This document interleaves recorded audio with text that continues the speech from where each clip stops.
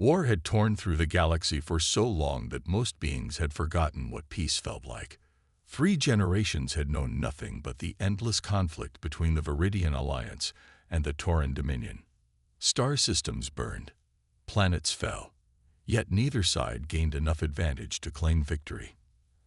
Admiral Wren stood at the viewport of his command ship, the Righteous Fury, his weathered face reflected in the glass against the backdrop of stars.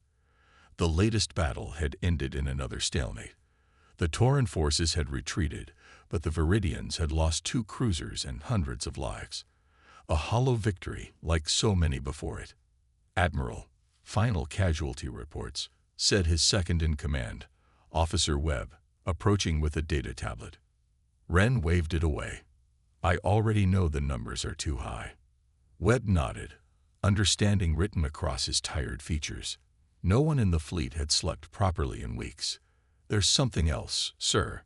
Intelligence intercepted unusual readings from Sector 87.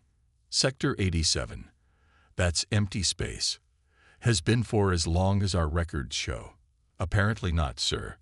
Energy signatures unlike anything we've recorded. The science team believes it could be. "Don't say it," Wren interrupted. "Every few years, someone discovers what they think might be the mythical superweapon that will end this war. It never is." Webb hesitated before continuing. "This is different. The readings match fragments of data from the pre-war archives." This caught Wren's attention. The pre-war archives contained the oldest records in known space, dating back to before the conflict began. Most were damaged or incomplete, but what remained was treated as sacred truth. "Show me," Wren ordered. The holographic display flickered to life between them. Energy patterns pulsed in complex waves that made no sense to Wren's military mind. "What am I looking at?"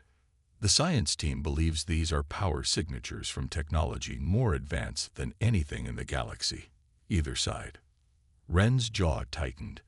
The council must be informed. But before he could issue the order, the ship's alarms blared.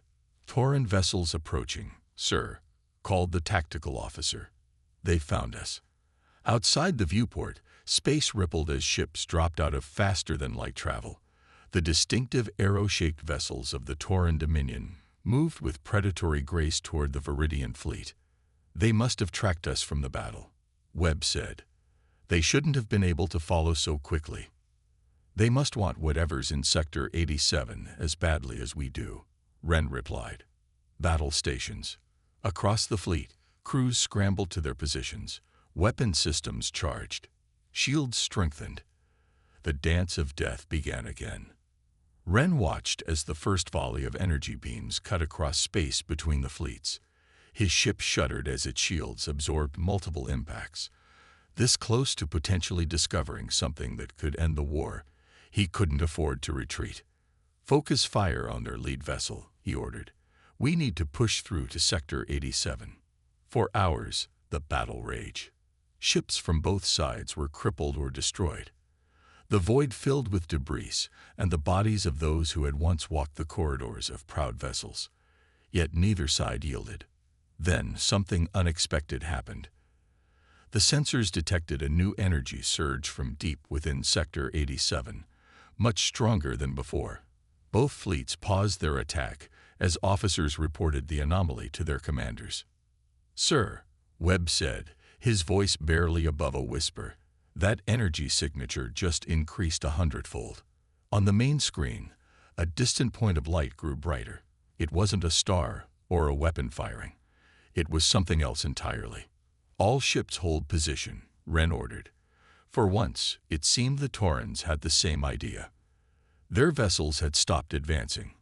As both fleets watched in stunned silence, the light expanded. Space itself seemed to fold outward, revealing what had been hidden beyond. A massive structure became visible, a sphere of breathtaking size that dwarfed the largest stations in known space. And surrounding it, thousands of ships unlike any Wren had ever seen began to light up, one by one. The oldest legends were awakening before his eyes. The grand halls of the Tauran Historical Academy stood silent except for Kel's footsteps echoing against ancient stone floors. While others enjoyed their rest cycles, the young scholar remained hunched over texts, so old they threatened to crumble at his touch. Most of his kind would consider this punishment, but Kel found peace among the forgotten stories of the past. Still chasing ghosts, Kel? The familiar voice of Professor Lorne broke the silence. Kel didn't look up from the fragile manuscript. These aren't ghosts, Professor. The evidence is here, scattered across 1,000 different texts. Lorne sighed, his 4 eyes blinking in sequence, a sign of torn exhaustion. The sleepers again. You're risking your academic future on children's tales. With respect, they're more than tales. Kel projected a series of holographic images above the desk. Look at these symbols. They appear in ruins across 17 different worlds, all abandoned around the same time period, roughly 10,000 cycles ago. The professor leaned closer, his scaled skin catching the light. Many civilizations fell during the Great Collapse. Nothing connects these ruins to your humans. But this does. Kel's fingers trembled with excitement as he carefully lifted a metal disc from a preservation field. This recording device was found on an expedition to the ruins on Krellmine. The Academy deemed it unimportant because they couldn't decode it. But I did. Lorne's interest finally sparked. You decoded pre-collapse technology. Only partly. But it's enough. Kel activated the device. A holographic figure appeared, bipedal, with strange, soft skin and fur on top of its head. The image flickered as a voice spoke in an unknown language. But beneath the voice, Kel had added translation text. Final warning to all human outposts. Earth has fallen. Initiate hibernation protocols. This is not surrender. We will return. Lorne stared at the image, his scholarly skepticism battling with wonder. If this translation is accurate, it means the humans didn't die out. They went into hiding. Their fleet, the most powerful the galaxy had ever seen, entered some kind of hibernation state. Kel's voice dropped to a whisper, and they could still be out there. Before Lorne could respond, the building's alert system blared to life. An emergency broadcast cut through all channels. Attention all citizens. Tauran forces have engaged Viridian ships near the restricted sector. All non-essential activities are suspended. Return to your designated safety areas. Restricted sector. Kel's hearts raced. That's Sector 87, where my calculations suggested the human fleet might be located. Lorne grabbed his arm. This is military business, Kel. Not for academics. But Kel was already packing his research. What if both sides found something? I need to be there. How would you even get past military restrictions? Kel pulled out an official-looking document. Research authorization. I've been approved to accompany the Historical Documentation Corps on any significant discoveries. You forged this, Lorne accused. I applied through proper channels, Kel corrected, not meeting his mentor's eyes. Whether they processed it correctly is their concern. Before Lorne could stop him, Kel was racing through the Academy halls. If his research was correct, both great powers of the galaxy were about to disturb something they didn't understand. Something that had once been powerful enough to make the ancestors of both Taurans and Viridians tremble. Hours later, aboard a small documentation vessel trailing behind the Tauran battle group, Kel watched in awe as sensors detected the massive structure hidden in Sector 87. His translator worked furiously to decode the strange signals now flooding all communication channels. When the first message came through clearly, Kel felt his blood run cold. Hibernation protocol terminated. Human fleet restoration at 1%. The legends were real. The sleepers were awakening, and neither the Taurans nor the Viridians had any idea what they had just unleashed upon the galaxy once more. Kel realized with growing dread that history wasn't just something to be studied. Sometimes it came back to life. The massive fleets of both warring powers hung in space, weapons systems temporarily forgotten as every being stared at the impossible structure now revealed before them. The Dyson sphere glowed with awakening power, its surface larger than some planetary systems, covered with intricate patterns that seemed to shift and move as if alive. "Get me all readings," Admiral Wren ordered, his voice barely steady. "What exactly are we looking at?" His science officer worked frantically at her station. "It's a containment sphere, sir. And those are definitely ships inside. Thousands of them. They're waking up, sir. Power systems coming online one after another." On the Tauran side, Kel had managed to push his way onto the command deck of the lead vessel by claiming his historical expertise was suddenly vital. The Tauran commander, a battle-hardened veteran named Drav, barely acknowledged the scholar's presence as he barked orders. "Send in probes. I want to know everything about that structure before those ships fully activate." Kel stepped forward nervously. "Commander, I strongly advise against any action that might be seen as aggressive. If my research is correct, these are human vessels." "Humans?" Drav spat the word. "Fairy tales to frighten children." "With respect, Commander, the evidence suggests." A lieutenant interrupted. "Sir, the probes are being absorbed. The sphere's surface just pulled them in." Everyone fell silent as a new signal washed across every communication channel. Unlike the first automated message, this transmission contained visual data. Screens throughout both fleets flickered to life, showing the interior of what appeared to be a command center. The beam that appeared shocked everyone. It looked somewhat like the ancient recordings Kel had studied, but seeing a living human was entirely different. It had 2 arms, 2 legs, and pale skin that seemed terribly vulnerable compared to Tauran scales or Viridian exoskeletons. Yet something about its eyes, dark and alert, conveyed an unsettling intensity. "This is Captain Teller of the Earth Fleet vessel Horizon Dawn," the human spoke, its words automatically translating across all systems. "Our sensors detect weapons locked between your fleets. State your intentions immediately." Neither Wren nor Drav responded at first, both leaders stunned by the confirmation that the legendary humans were real. Finally, Wren found his voice. "This is Admiral Wren of the Viridian Alliance. We are currently engaged in defensive operations against Tauran aggression." Drav growled. "Lies. Commander Drav of the Tauran Dominion. The Viridians have violated treaty boundaries repeatedly." The human's expression didn't change. "Your conflict is irrelevant to us. You have triggered the awakening protocols of the human fleet with your battle. 10,000 years of hibernation ended because you couldn't keep your war away from our sanctuary." Probe ships from both fleets cautiously approached the sphere. On the Tauran vessel, Kel watched in fascination as more human ships illuminated within the structure. He counted hundreds, then thousands of vessels coming online, each larger and more imposing than the frontline warships of either current power. "Commander," he whispered urgently to Drav, "historical records suggest human technology was significantly advanced beyond anything we possess now. I would advise extreme caution." As if to prove his point, a small section of the sphere's surface parted.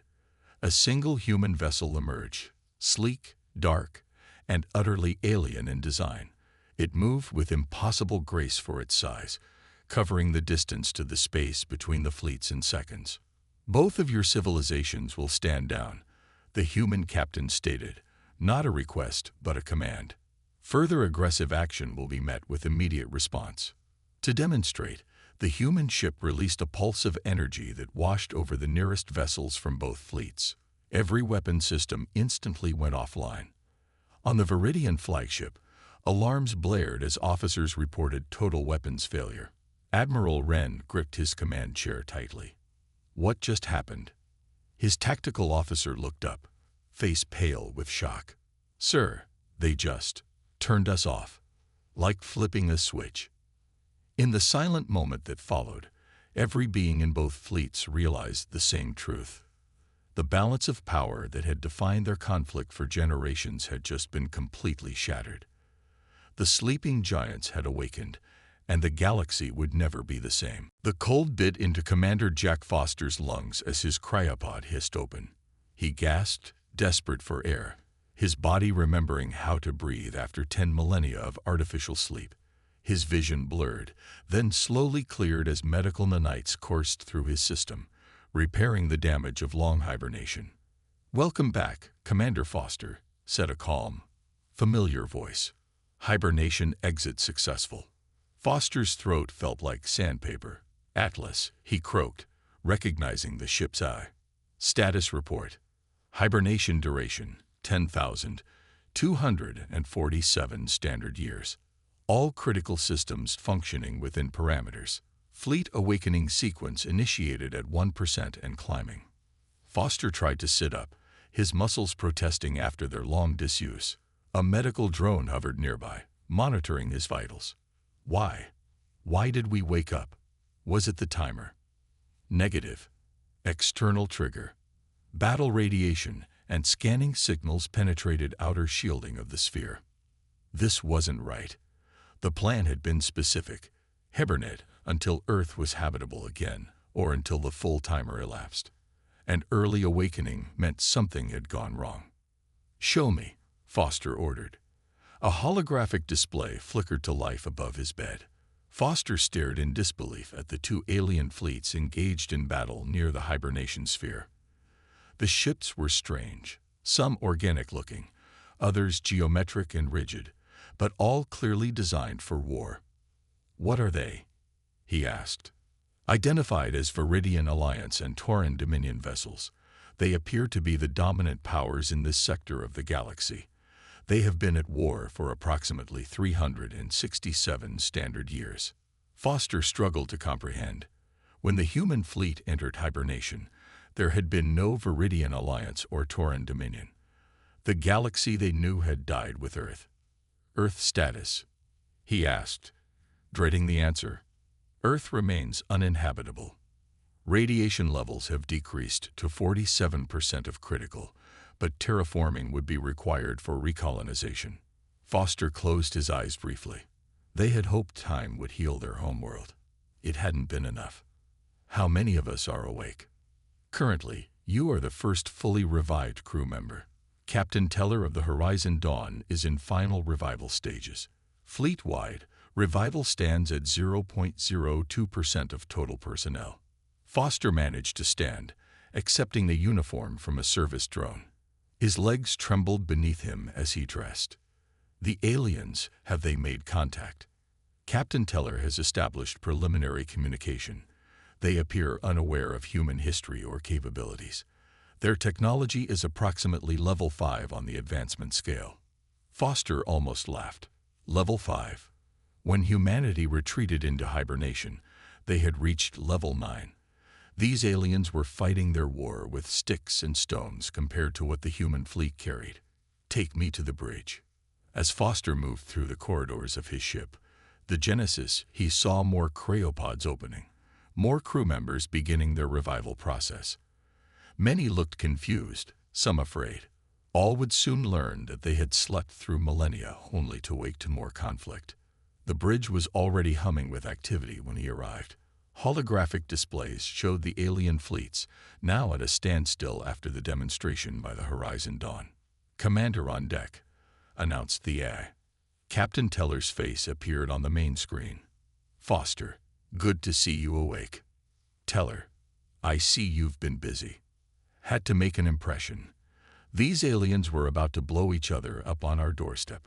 Foster studied the tactical display. "Have you accessed their information networks?" "Some. Atlas has been downloading everything he can reach. It's not good, Jack. These species have been tearing the galaxy apart for centuries. Billions dead, hundreds of worlds ruined. And Earth." Teller's expression darkened. "Forgotten.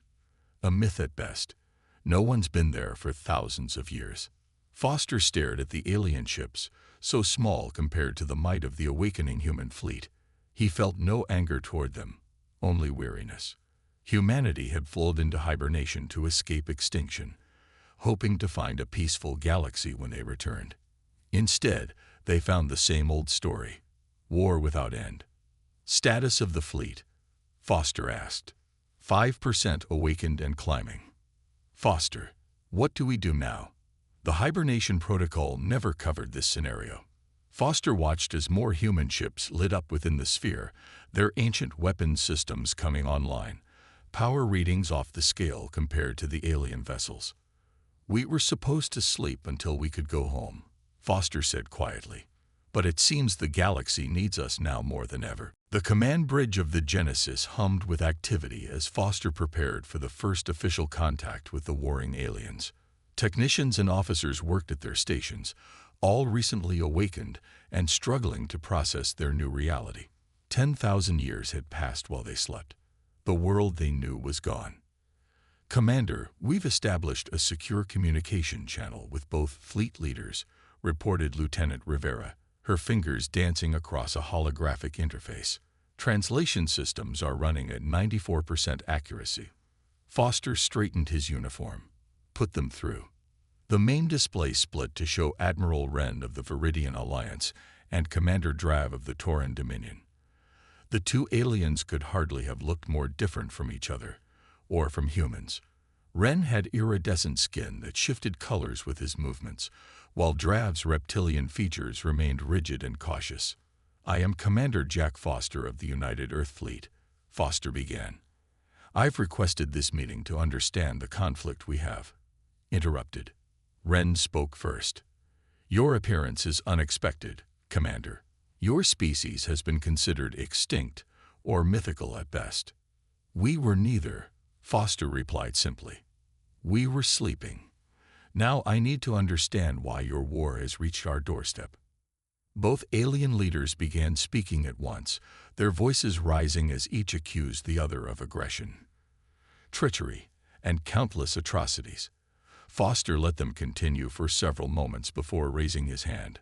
To his mild surprise, both fell silent immediately. "I didn't ask who started it. I asked what it's about." A new face appeared on a small screen to Foster's right. A younger Tauran with scholarly markings on his scales. "If I may, Commander Foster, I am Kel, historical researcher. This conflict began over resource rights to the Centauri Reach 3 centuries ago, but has evolved into a complex web of territorial disputes, ideological differences, and generations of vengeance." Foster nodded. "Thank you for your honesty, Kel." A soft chime indicated another vessel approaching. The tactical display showed a small Viridian transport requesting permission to dock with the Genesis. "Sir," Rivera said, "Admiral Wren is requesting a face-to-face meeting aboard our ship. Commander Drav is objecting strongly." Foster considered this development. "Tell Admiral Wren we accept.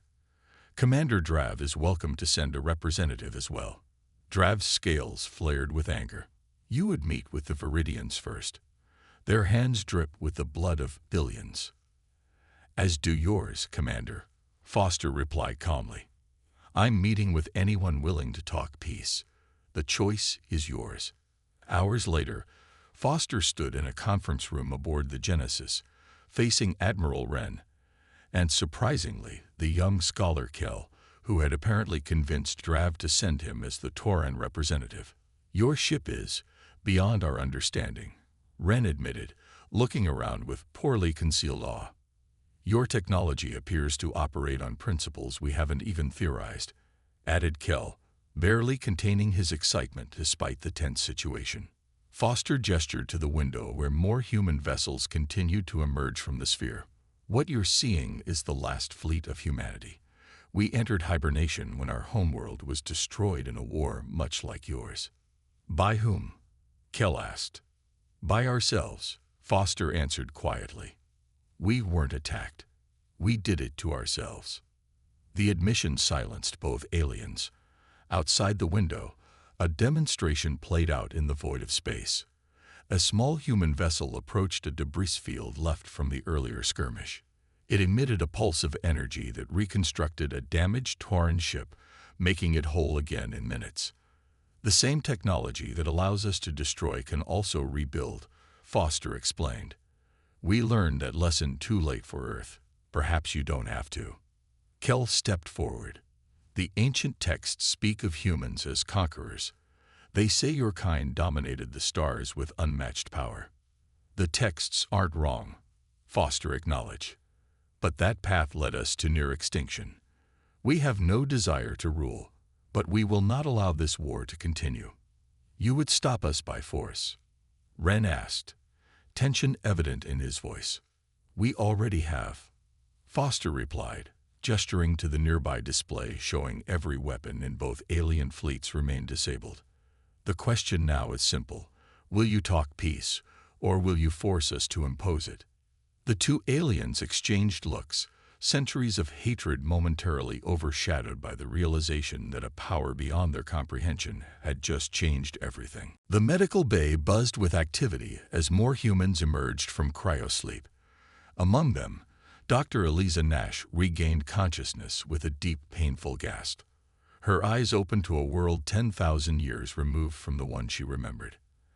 As the ship's chief sino-historian and diplomatic officer, her awakening had been prioritized once contact with alien species was established. Easy, doctor, said the medical officer, helping her sit up. Your body needs time to adjust. Nash's throat felt raw, her voice raspy as she spoke. How many of us are awake? About 12% of the fleet now. Commander Foster requested your presence as soon as you're able. Nash dressed quickly, her muscles protesting every movement. The corridors of the ship felt both familiar and strange. Home, yet different after so much time had passed. Crew members nodded respectfully as she passed.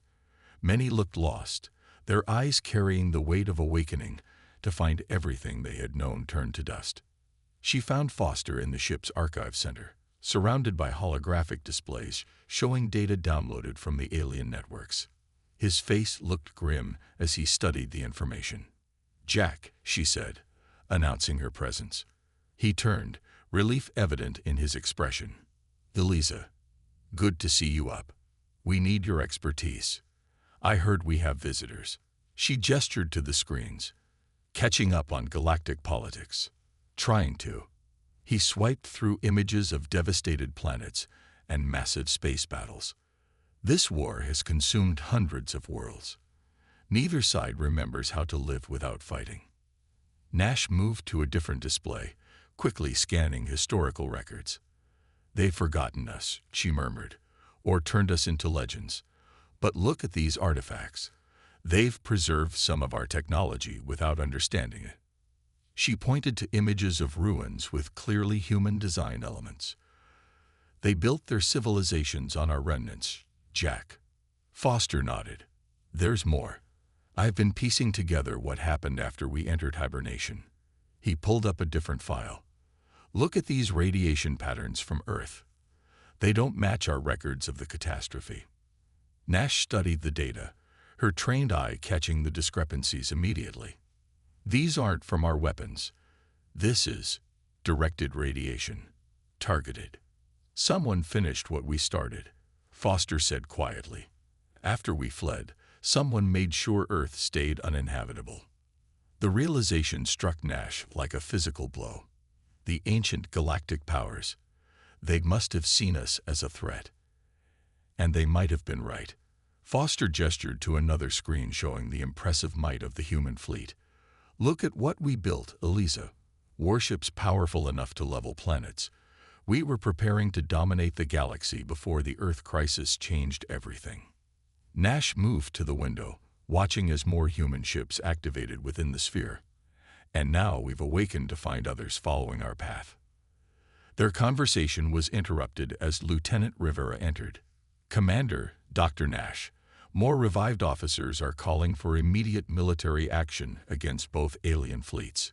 On what grounds? Nash asked. They believe we should establish human dominance immediately while we have the advantage. Captain Mercer is leading the charge. He says we need to reclaim what was ours. Foster exchanged a worried look with Nash. Tell them I'll address their concerns shortly. After Rivera left, Nash turned to Foster. It's starting already. The old instincts. Can you blame them? They went to sleep expecting to wake up to a rehabilitated Earth. Instead, they find aliens fighting over the ashes of what we built. Nash studied the tactical displays showing the Viridian and Tauran fleets still holding position near the sphere. "What will you do? What would you do?" Foster countered. Nash was silent for a long moment. "History is rarely kind to those who repeat it," she finally said. "We built weapons that could destroy worlds, and then we destroyed our own. These aliens are doing the same." She turned to him. "But someone has to break the cycle, Jack." Foster looked back at the displays showing the devastation of the ongoing war. "Even if we wanted vengeance, who would we take it against? The civilizations that might have finished Earth are long gone." "Exactly." Nash's voice grew stronger. "We have a choice now. We can show them what humanity truly became in our final days, conquerors who destroyed themselves, or what we aspired to be before the end." Foster nodded slowly. "A people who learned from their mistakes." "It won't be easy," Nash warned. "Many will want to use our power to dominate. Then we'll need to show them a better way," Foster replied, making his decision. Starting now. The Grand Council chamber aboard the Genesis buzzed with tension. Representatives from the Viridian Alliance and Tauran Dominion sat across from each other, centuries of hatred evident in their rigid postures. Between them stood Commander Foster and Dr. Nash, serving as mediators in what many considered an impossible task. "The terms are non-negotiable," Foster stated firmly. "All offensive military operations will cease immediately. Disputed territories will be placed under joint administration until permanent boundaries can be established." Admiral Wren's skin flickered with iridescent patterns of discontent. "And if we refuse?" Foster didn't answer directly. Instead, he nodded to Nash, who activated a holographic display. It showed a small human vessel approaching an uninhabited moon. The ship emitted a controlled pulse of energy. Before the aliens' eyes, the barren surface transformed. Atmosphere forming, water appearing, plant life spreading across the previously lifeless rock. In 30 minutes, that moon became habitable, Nash explained. "The same technology can reverse the process just as quickly." The message was clear without being stated. Those who could create life could also take it away. Commander Drav's scaled face remained unreadable. "Why would humans who have slept for 10 millennia care about our conflict?" "Because we've seen where it leads," Foster replied. "We destroy our homeworld fighting wars not so different from yours." Kel, who had become the unofficial Tauran envoy, leaned forward. "Yet you've demonstrated power that could easily conquer us both. Why seek peace when you could rule?" Nash stepped closer to the table. "Ruling through fear brings compliance, not peace. We tried that path once." Outside the council chamber, tension mounted among the awakened human fleet. Captain Mercer and his supporters had gathered a significant following, officers and crew who believed humanity should reclaim its position of power in the galaxy. They watched the peace talks with growing disdain. "Foster is giving away our advantage," Mercer growled to his followers. 300 years from now, these aliens will be at each other's throats again, and will be forgotten." But before their dissent could grow further, an announcement echoed through every ship in the human fleet. "Attention all personnel. Coordinates to Earth have been locked. The homecoming begins now." For the first time in 10,000 years, the human fleet moved in formation toward the place of their origin. The peace talks continued aboard the Genesis as it led the way, with representatives from both alien factions witnessing the journey. Days later, the fleet arrived at a familiar star system. The blue-green planet that had once been humanity's cradle looked different, its continents reshaped by time, its atmosphere still bearing scars of ancient devastation. But it was unmistakably Earth. Foster stood on the observation deck with Nash, Admiral Wren, Commander Drav, and Kel. Below them, the first restoration ships were already beginning their work, releasing terraforming nanites that would heal the long-poisoned soil. "It will take years," Nash explained to their guests. "But Earth will live again." Kel watched in amazement. "You could have used this technology to build an empire among the stars. Why return to one planet?" "Because it reminds us where we came from," Foster answered. And what happens when we forget? Admiral Wren studied the planet below. And what role do you see for us in this new arrangement? Partners, Nash said simply. We've all seen enough of war. As the days passed into weeks, and weeks into months, the fragile peace held. The once mighty war fleets of the Viridians and Taurans gradually transformed into exploration and restoration vessels, learning from human technology. The Galactic Council was re-established with humans serving as mediators between the former enemies. 1 year after the awakening, Foster and Nash stood on Earth's surface, breathing air that had been toxic for millennia.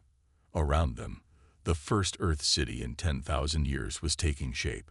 Ships from all three civilizations worked together in orbit above. Do you think it will last? Nash asked, watching alien and human construction teams working side by side.